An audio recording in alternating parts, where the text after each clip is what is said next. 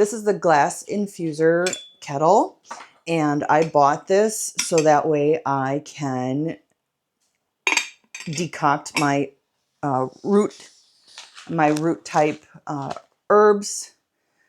So then that way I can get the best flavor and properties out of the roots that I can. And so how we use this is we take the lid off and we put in the desired amount of roots, depending with the amount of water.